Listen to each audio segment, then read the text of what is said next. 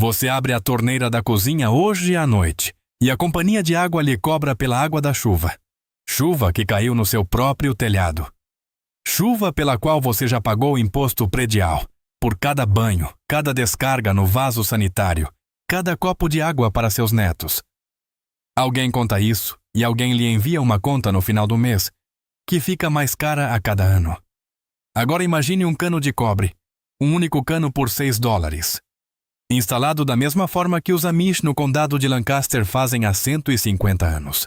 Água potável limpa para o resto da sua vida. Nem um único centavo para a companhia de saneamento? 41 mil galões. Essa é a quantidade de chuva que cai em um telhado americano médio todos os anos. Mais do que a sua família de 4 pessoas consome para beber, cozinhar e tomar banho juntos. E, no momento, você assiste cada gota escorrer por uma calha, até um bueiro, enquanto paga dinheiro à cidade por essa mesma água. Parece impossível. Eu também achava, até estar em uma cozinha Amish em Millersburg, Ohio, e ver um homem me servir um copo de água que saía de um cano de $6. Nenhum motor de bomba, nenhum zumbido elétrico, nenhum cartucho de filtro debaixo da pia. Apenas um fluxo limpo de água fria caindo em uma pia de porcelana, como já fazia antes mesmo do meu avô nascer. Passei os últimos 11 anos documentando como as famílias Amish constroem sistemas de água e me aprofundei em um processo judicial de 2017 do condado de Fillmore, Minnesota. Um caso em que os órgãos reguladores estaduais tentaram expulsar 23 famílias Amish de suas próprias terras. Há um detalhe específico sobre esse cano de cobre que nunca foi impresso em nenhum livro sobre autossuficiência. Isso funciona na casa em que você está sentado agora. Construída em 1962, construída em 1978. Não importa. Desde que tenha um telhado e um condutor de descida, você já percorreu 80% do caminho. Os Amish descobriram isso há muito tempo, quando os Amish Schwartz e Truer se estabeleceram na paisagem montanhosa ao redor do condado de Holmes, Ohio, na década de 1880. Eles não tinham acesso à água municipal. E também não queriam. Eles construíram suas fazendas baseados em um princípio simples. A água vem do céu. O céu é de graça. A tarefa consiste apenas em captá-la, armazená-la e conduzi-la pela casa, usando a gravidade em vez de bombas. O cano de cobre é o coração do sistema. Um cano de cobre de 3/4 de polegada, que custa $6, é o condutor que capta a água de uma cisterna coberta, a direciona por uma coluna de filtro de areia e carvão vegetal, e a transporta por gravidade até uma torneira na cozinha. Não há eletricidade envolvida, não há tanque de pressão, não há bomba que possa falhar durante uma queda de energia. É simplesmente água fluindo morro abaixo através de um metal que tem sido usado para encanamentos desde o Império Romano. Sentei-me com um homem Amish chamado Eli Hostetler há cerca de 2 verões. Ele me mostrou sua cisterna. Ela armazenava 1.200 galões de água da chuva de um telhado de celeiro. Ele tinha uma tubulação de cobre que ia de uma torneira no fundo dessa cisterna até um barril cheio de areia de quartzo lavada e carvão de madeira de lei triturado. E essa tubulação levava até a sua cozinha. Ele me serviu um copo de água. Foi a água mais limpa, fria e doce que provei desde que era menino na fazenda da minha avó na Pensilvânia. Ele me disse que a construção do sistema lhe custou menos de $200, incluindo a cisterna. O cano de cobre em si foi a parte mais barata de todo o projeto, $6 e uns quebrados. E fornecia água para sua família há 22 anos, sem um único reparo. Mas aqui a história toma um rumo diferente. Porque, assim que você começa a investigar por que o resto de nós não faz isso, encontra algo que o deixará furioso. A Agência de Proteção Ambiental, EPA, endureceu silenciosamente, nos últimos 40 anos, as regulamentações sobre o que é considerado um sistema de água potável aprovado nos Estados Unidos. Em 1986, uma emenda à Lei da Água Potável. Segura introduziu o que se tornou a base para tratar qualquer sistema de água doméstico não conectado a uma rede de abastecimento municipal como um risco à saúde pública. Não porque a água fosse insegura. A água que vinha dos telhados dos Amish e passava pelos canos de cobre dos Amish testou ser mais limpa do que a que sai da maioria das torneiras urbanas. O risco, segundo os órgãos reguladores, era que a agência não podia monitorá-la. Eles não podiam cobrar por ela. Eles não podiam controlá-la. No início dos anos 2000, os departamentos de saúde dos condados em todo o país começaram a impor novas regulamentações para sistemas de esgoto e águas cinzas, tornando efetivamente ilegal viver em uma casa sem estar conectado a um sistema municipal ou a um poço artesiano privado totalmente licenciado, com uma bomba aprovada pelo Estado. Em 2013, o condado de Fillmore, Minnesota, aprovou uma portaria local que exigia que quase todas as casas do condado instalassem um sistema de esgoto moderno, mesmo para águas cinzas. 23 famílias Amish, Schwartz e Truer tornaram-se alvos.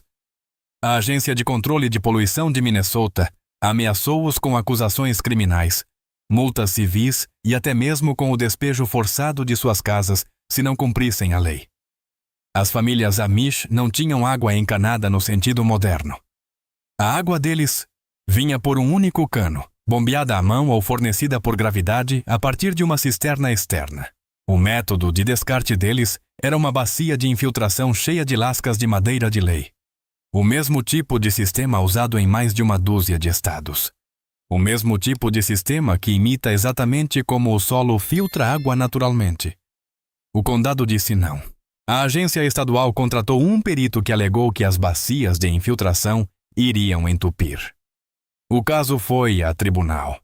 Agora pense sobre o que realmente estava sendo argumentado aqui. Os Amish não se recusaram a descartar a água de forma segura. Eles usavam um método que funcionava há 150 anos, que nunca havia contaminado um único poço e que nunca havia deixado ninguém doente. A objeção do Estado não era realmente sobre segurança. Era sobre controle. Era sobre o princípio de que o governo, e não o proprietário da casa, decide como a água se move pela sua casa. Esse julgamento é importante porque lhe diz tudo sobre o porquê da sua conta de água continuar subindo. O sistema regulatório neste país foi projetado, década após década, para que a água seja algo que você aluga de outra pessoa. Não deve ser algo que lhe pertence. Não deve ser algo que cai no seu telhado e serve à sua família de graça. Portanto, o sistema mais barato, simples e confiável do planeta, aquele que os Amish usam todos os dias, foi silenciosamente deixado de fora da discussão. Mas as regulamentações não mudaram a física. O cano de cobre ainda funciona. O telhado ainda capta a chuva. A gravidade ainda puxa a água para baixo. E assim que você entende isso, começa a perceber o quanto daquilo pelo qual você paga é burocracia e não água. A maioria das casas mais antigas neste país, construídas antes de 1980, já tem algo que os Amish reconheceriam como o início de um sistema totalmente independente de água. Você tem um telhado, tem calhas, tem um porão ou um espaço de rastreamento. Você provavelmente tem um condutor de descida que vai direto para a drenagem da sua fundação. Você já percorreu cerca de 90% do caminho para ter um sistema de água da chuva funcional e nem sabe disso. Aqui está o que você vai fazer neste fim de semana. Você pega um condutor de descida, apenas um para começar, e o corta a cerca de 4 pés acima do solo. Você instala o que é chamado de desviador de primeira água, First Flush Diverter, um tubo vertical de PVC com uma boia dentro, que capta os primeiros 2 ou 3 galões do escoamento sujo do telhado e os desvia para o gramado. Tudo o que vem depois dessa primeira lavagem é água da chuva limpa, porque os primeiros 2 galões lavaram toda a poeira e fezes de pássaros das telhas. Essa peça custa cerca de $30 em qualquer loja de produtos agropecuários. Do desviador, você direciona a água para um barril de grau alimentício. Um barril de plástico azul de 55 galões de um distribuidor de xarope de refrigerante custa cerca de $25 usado. Você instala uma torneira de latão na parte inferior. Essa é a sua torneira de saída. É aqui que entra o cano de cobre de $6 para uma casa já existente. Você pega um cano de cobre de 3 pés de comprimento e 3/4 de polegada de espessura. E preste muita atenção aqui, porque o homem atrás do balcão na loja de materiais de construção nem sempre lhe dirá qual ele está lhe dando. Você quer o tipo L, não o tipo M? Há uma diferença. O tipo L tem uma parede mais grossa, cerca de 28 milésimos de polegada em um cano de meia polegada, em comparação com cerca de 25 milésimos no tipo M. Isso parece não ser nada. Mas não é nada. Ao longo de 20 anos em um barril com água da chuva levemente ácida, esses 3 milésimos a mais são a diferença entre um cano que sobrevive a você e um cano que ficará esburacado nas mãos dos seus netos. A família Amish perto de Gordonville que me ensinou isso. Uma família que capta água da chuva desde que o bisavô construiu a cisterna original em 1912, não usa nada além do tipo L. O avô deles perdeu uma cisterna inteira na década de 1940 por causa de um cano fino, e a família jurou nunca mais usar a qualidade mais barata. Por $6 você compra o tipo L. Por $5 e pouco você compra o tipo M. Gaste esse dólar a mais. Você faz cerca de 200 pequenos furos nesse cano. Uma broca de 1/8 de polegada funciona perfeitamente. Você enrola o cano em feltro de carbono de grau alimentício, que pode ser comprado por cerca de $12 o rolo. Você desce esse cano de cobre em um segundo barril, que é preenchido com cerca de 2/3 de areia de quartzo lavada na parte inferior e 1/3 de carvão de madeira de lei na parte superior. A extremidade inferior do cano deve ficar exatamente a 2,25 de polegada acima do fundo do barril. Não 1 polegada, não 3 polegadas, 2,25. Esse é o valor que os antigos construtores do condado de Lancaster definiram após décadas de tentativa e erro. E está escrito a lápis no interior da porta de um celeiro que fotografei no outono de 2019. Em uma propriedade que tem sido cultivada ininterruptamente pela mesma família desde 1847. 2,25 de polegada dão espaço para os sedimentos se depositarem abaixo da entrada, mas mantém o cano perto o suficiente do volume útil de água para que mesmo em um agosto seco, quando o barril tiver apenas seus últimos 15 galões, ele permaneça submerso. Se for mais alto, você perde sua reserva. Se for mais fundo, começa a sugar lama. A água flui do seu primeiro barril para a parte superior do segundo barril. Infiltra-se pelo carvão e pela areia para baixo e sai pelo cano de cobre no fundo. O que sai na outra extremidade é uma água que, em testes, é mais limpa do que a fornecida pela maioria dos sistemas municipais. O motivo pelo qual funciona é simples. A areia remove tudo o que é físico: sedimentos, partículas, matéria orgânica. O carvão vegetal retém impurezas químicas como cloro, resíduos de pesticidas e a maioria dos compostos voláteis. O próprio cano de cobre, já que o cobre é naturalmente antimicrobiano, mata as bactérias que tentam crescer na superfície interna do cano. Os Amish descobriram essa combinação ao longo de um século por tentativa e erro. A química moderna da água confirma que funciona exatamente como eles descobriram. Mais um detalhe antes de prosseguirmos. Porque, se você pular isso, pagará o preço na primeira geada forte. Se você mora em algum lugar onde a temperatura cai abaixo de 0, instale o tubo de transbordamento com uma inclinação de pelo menos 1/4 de polegada por pé linear até o exterior. Um tubo de transbordamento plano retém meia xícara de água parada em seu ponto mais baixo. Essa meia xícara vai congelar. Assim que congela, age como uma rolha. Assim que você tiver uma rolha no seu transbordamento, seu barril se tornará um tanque de pressão no próximo degelo. Foi assim que fiz um barril de $40 estourar em fevereiro de 2021. A água não pode congelar em um cano que não a deixa parada. Você pode conectar todo esse sistema à linha de água fria debaixo da pia da sua cozinha com uma simples conexão em T e uma válvula de bloqueio. O custo total de tudo junto fica entre $100 e $170, dependendo do que você já tem sobrando por aí. Você não precisa de um empreiteiro. A situação legal em torno do uso da água da chuva é real, mas também é mais permissiva do que a maioria das pessoas pensa. As restrições agressivas vieram historicamente do Colorado, onde, até a assinatura do projeto de lei da Câmara 16-1005 pelo governador Hickenlooper, em 12 de maio de 2000, 16. Era tecnicamente ilegal para um proprietário captar chuva em um barril, já que essa chuva, de acordo com a doutrina de apropriação prévia, era considerada propriedade dos detentores de direitos de água a jusante. Essa lei foi aprovada em 1852, modificada no século XX e ainda usada em 2009 para ameaçar proprietários de casas no Colorado com multas de até $500 por dia. Mesmo hoje, o Colorado restringe uma casa unifamiliar a 2 barris com um total de não mais que 110 galões. Utah tem restrições semelhantes. Washington flexibilizou as suas em 2009. Verifique o seu próprio estado. Mas em 46 dos 50 estados, você é totalmente livre para fazer isso amanhã, desde que não venda a água. Os Amish nunca fizeram lobby. Eles nunca protestaram. Eles simplesmente continuaram construindo cisternas, mantiveram a boca fechada e continuaram bebendo sua própria chuva. Construí um desses sistemas para o meu cunhado na Virgínia Ocidental há 3 invernos. Desde então, ele não comprou um único galão de água engarrafada.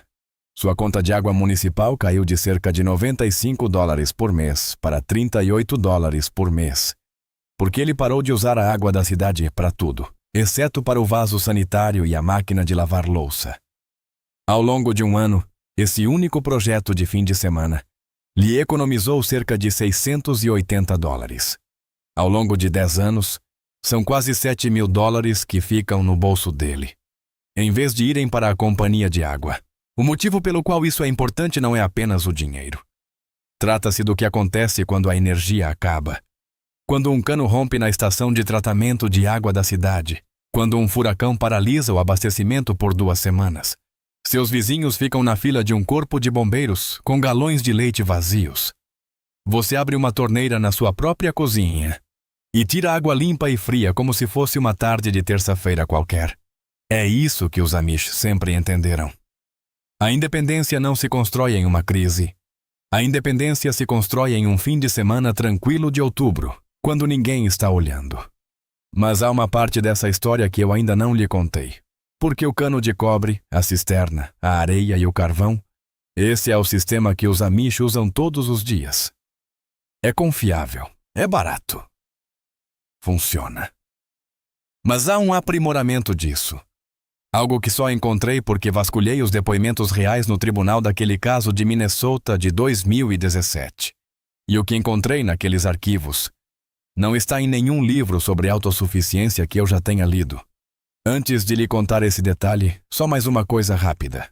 Tudo o que desenterrei desses antigos arquivos judiciais e dessas cisternas de fazendas, o cano de filtro de cobre sobre o qual você acabou de aprender, a especificação do tipo L, a altura de entrada de 2 1/4 de polegada, o segundo cano sobre o qual vou lhe falar em instantes, e todas as outras peças que reuni ao longo dos anos, no condado de Lancaster e no condado de Holmes, reuni tudo em um só lugar, cômodo por cômodo, estação por estação, na ordem em que as famílias realmente o utilizam. Chama-se o Sistema Doméstico Amish.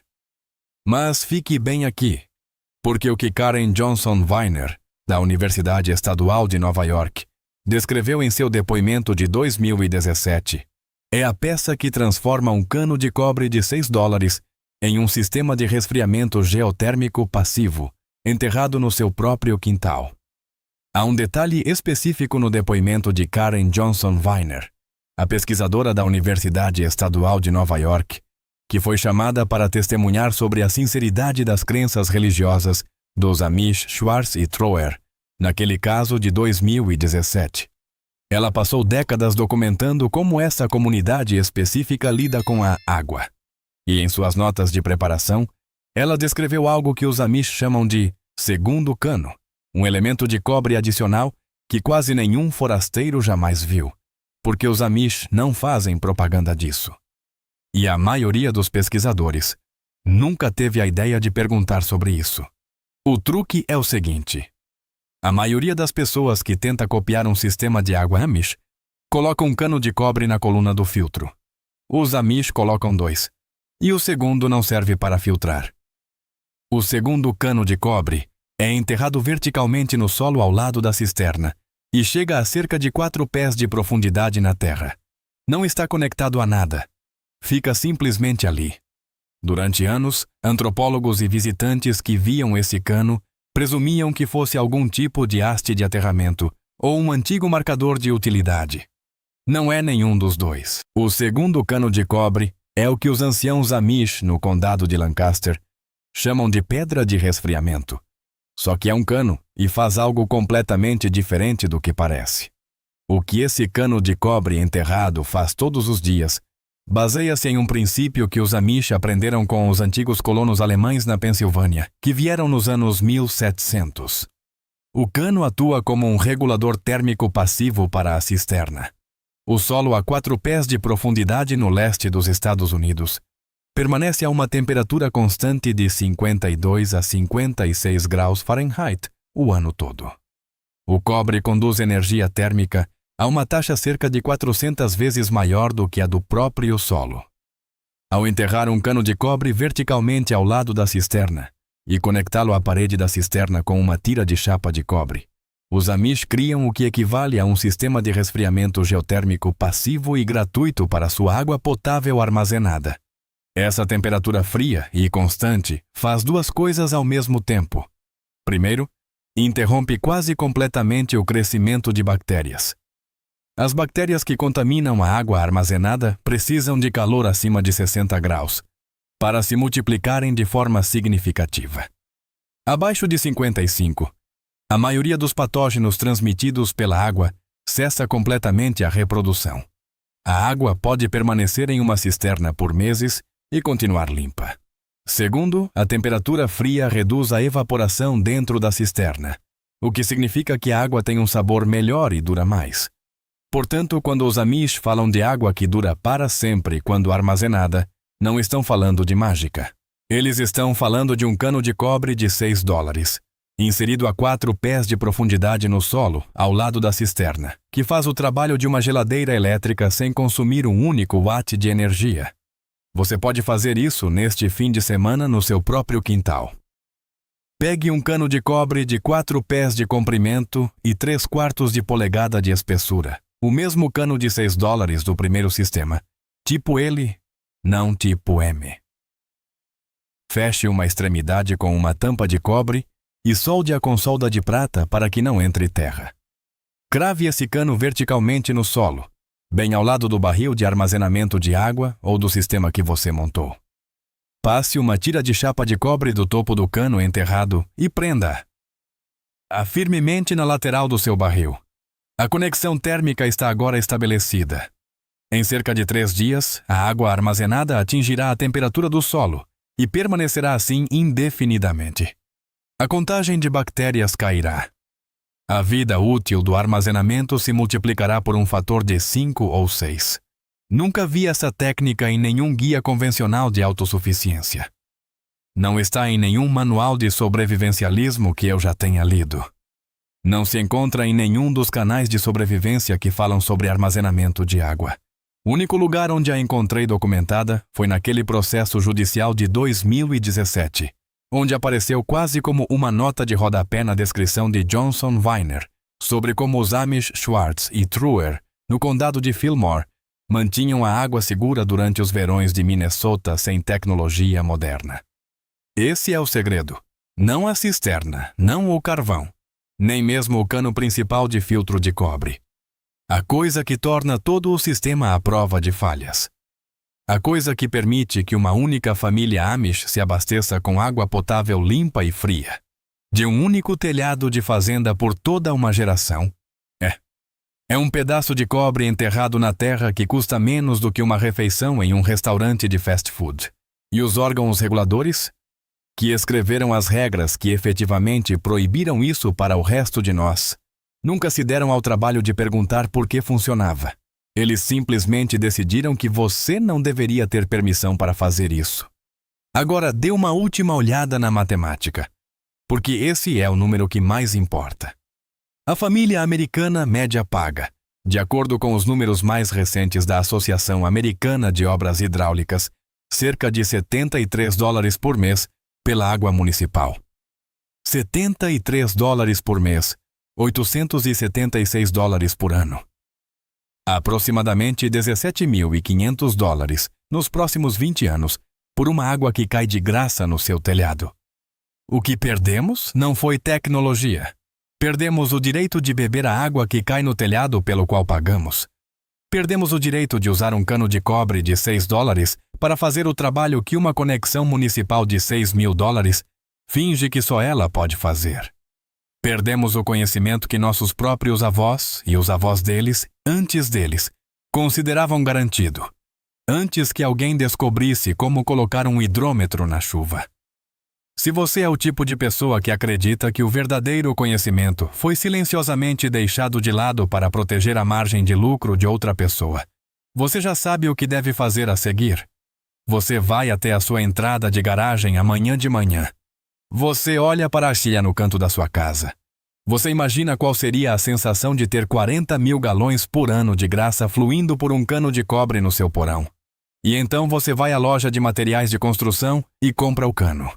Quero saber 2 coisas específicas de você nos comentários. Olhe para o seu próprio telhado. Aquele que está bem acima da sua cabeça agora. Quantos condutores de descida vêm desse telhado? Apenas conte-os e escreva o número nos comentários. 1, 2, 4. Não importa quantos você tenha. Esse número é a quantidade de pontos independentes de coleta de água que você já possui e não usa. E me diga mais uma coisa. A sua casa ainda tem as calhas originais da época em que foi construída?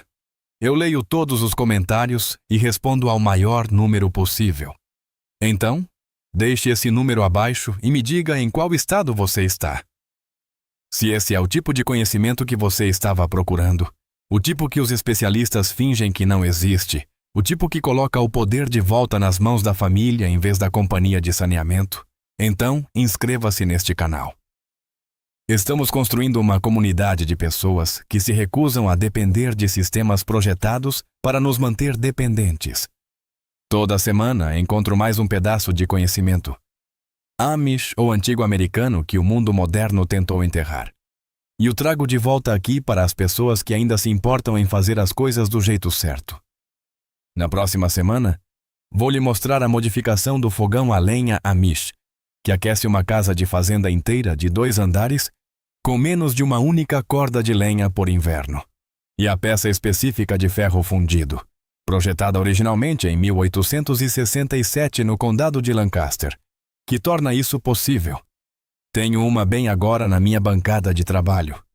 Você não vai acreditar em como é simples. Clique em inscrever-se para não perder e ative o sininho para ser realmente notificado, porque o algoritmo não mostra nossos vídeos para todos que nos seguem. Uma última coisa antes de você ir. A água que caiu no seu telhado durante a última tempestade. A água que você viu escorrer pela calha e ir para o bueiro. Ela já era sua. Ela caiu em uma propriedade pela qual você paga impostos. Caiu em um telhado pelo qual você pagou. Ninguém precisou lhe dar isso. Ninguém tinha o direito de tirar isso de você.